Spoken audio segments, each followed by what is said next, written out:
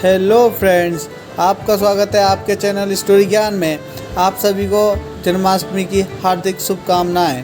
आज हम आपको श्री कृष्ण जी की एक कहानी, कर्माबाई की खिचड़ी की कहानी। यह कहानी है भगवान कृष्ण की प्रिय भक्त कर्माबाई की। कर्माबाई बचपन से ही अपने पिता जीवनराम को कृष्ण भगवान की पूजा करते हुए देखती थी। वह कभी भी कृष्ण भगवान भोग लगाए बिना भोजन ग्रहण नहीं करती। जब कर्माबाई 13 साल की थी तब एक दिन जीवनराम को तीर्थ पुष्कर स्नान के लिए जाने की इच्छा हुई। साथ में उनकी पत्नी ने भी पुष्कर स्नान की इच्छा प्रकट की। जीवनराम अपनी बेटी को भी ले जाना चाहते थे, लेकिन दुविधा यह थी कि अगर वह सब घर बाहर गए तो श्री भगवान कृष्ण को भोग लगाएगा कौन।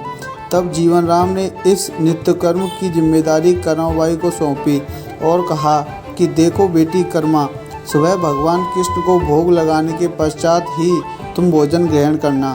कर्मा ने भी अपने पिता की हाँ में हामी भर दी।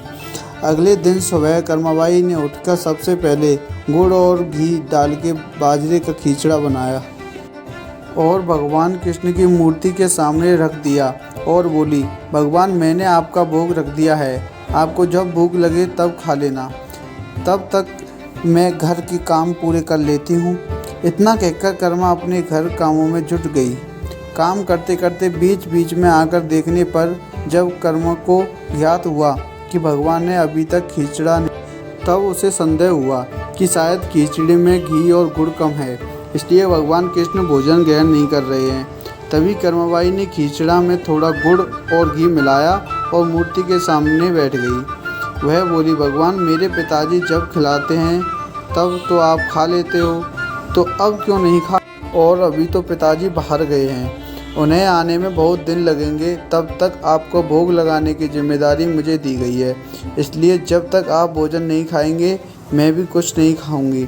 इस तरह जिद पर अड्डी नन्ही कर्मा की प्यारी बातों से कृष्ण भगवान का सिंहासन डोल गया और फिर मूर्ति में से आवाज़ आई, कर्मा तुमने पर्दा तो किया ही नहीं, तो मैं भोजन कैसे ग्रहण करूं।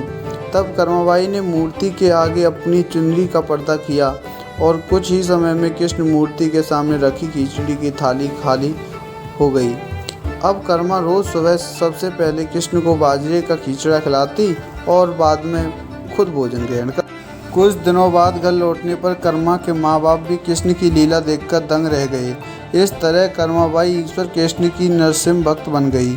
अपने जीवन के अंतिम दिनों में कर्माबाई भगवान जगन्नाथ की नगरी जगन्नाथपुरी में एक कुटिया में बस गई थी।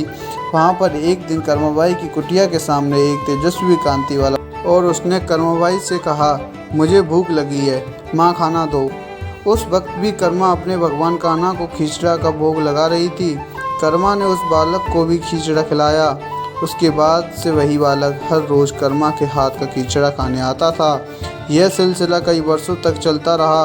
वह बालक कोई और नहीं, स्वयं जगन्नाथ भगवान थे, क्योंकि जिस दिन कर्माबाई देहांत हो गया उस दिन जगन्नाथ भगवान की मूर्ति की आंखों से आंसू बह रहे थे और उसी रात मंदिर के पुजारी के स्वप्न में एक जगन्नाथ भगवान आए और अपने दुखी होने का करना बताया कि उनकी परम प्रिय भक्त कर्माबाई गोलक सिधर गई है। मैं रोज़ सुबह उसके हाथ की अब मुझे खिचड़ी कौन खिलाएगा। अगले दिन से मंदिर के पुजारियों ने निर्णय लिया, भगवान को रोज़ बाजरे के खिचड़ा को भोग लगाएगा और उस भोग का नाम दिया गया कर्माबाई की खिचड़ी। इससे यह सीख मिलती है, अगर ईश्वर की भक्ति शुद्ध मन और निष्ठा से की जाए तो ईश्वर उसका फल जरूर देते हैं। अगर भक्त की पुकार सच्ची है तो स्वयं जगन्नाथ जी जरूर दर्शन देते हैं। अगर कहानी आपको अच्छी लगे तो लाइक करें, सब्सक्राइब करें हमारे चैनल को, बेल आइकन को जरूर दबाएं। आपका बहुत बहुत धन्यवाद।